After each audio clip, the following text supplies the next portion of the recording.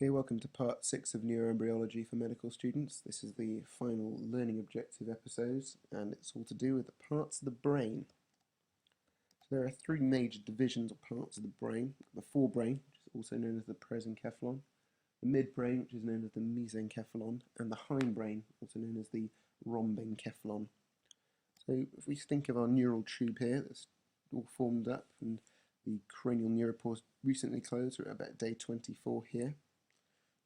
This is going to differentiate into different parts: the forebrain, midbrain, the hindbrain labelled there. So those contractures occur and differentiate different bulbs up into which parts of the brain they're going to be in the future. It continues and continues, and I'm going to mark on the rostral and caudal axis here because that's important to follow through. So it all starts rolling over ventrally. So the right hand side is our ventral area and the left hand side is the dorsal area. So it folds ventrally as time goes on. You can see in the bottom right there. And we're going to keep that axis up with our brain. It folds over more and more as time goes on. That axis is still moving with it. Until day 38 here, we've got large growth of the bulbs. We've got a lot of folding going on here.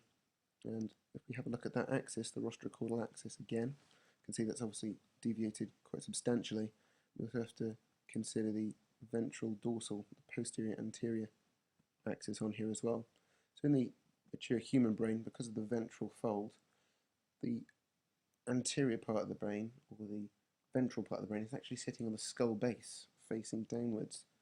And at the anterior part on your forehead, that's actually the rostral part of your brain, rather than the anterior part of your brain.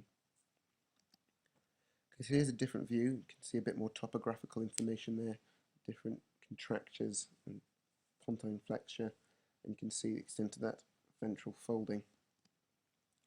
So in reality, we can actually see these different bulges of the brain. So you can see in this 5-week embryo here, you can already see the bulge for the forebrain, the midbrain, and for the hindbrain. And those cells are already differentiated. They already know where they're going. They already know which parts of the brain they're going to form in the developed fetus. You can see on the right hand side here, we've got the major divisions, the fore, mid, and hindbrain. And those are going to differentiate down to different parts. Prosencephalon down to the telencephalon and the diencephalon. Mesencephalon stays as one unit, the midbrain. The rhombencephalon differentiates down again to the metencephalon, the myelencephalon. And we have the spinal cord, which just runs in the spinal column. So here's an overview of the mature brain. You can see each of the different major sections is coloured in here.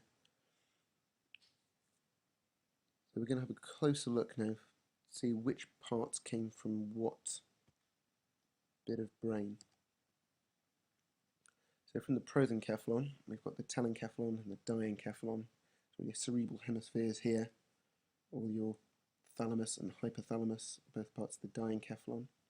The thalamus is very much to do with sensation. The spinothalamic tract brings up neurons from the sensory parts of your body, from the peripheries up. It all is sorted out in the thalamus before it's sent out to the sensory cortices. Hypothalamus, to do with regulation, it's connected up to the pituitary gland, and a lot to do with hormonal regulation, cortisol levels, the menses, etc.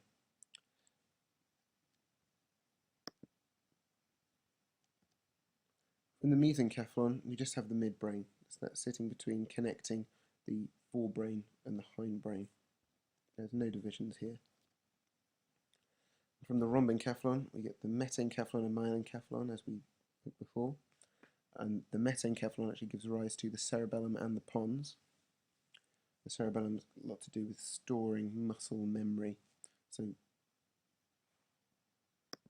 for example, playing an instrument such as the piano, when you want to perform a movement, you already know how you're going to move your fingers in such a way. The myelencephalon gives rise to the medulla oblongata, as shown here. So, final question time. Can you tell me which part of the embryonic brain will develop into the cerebellum?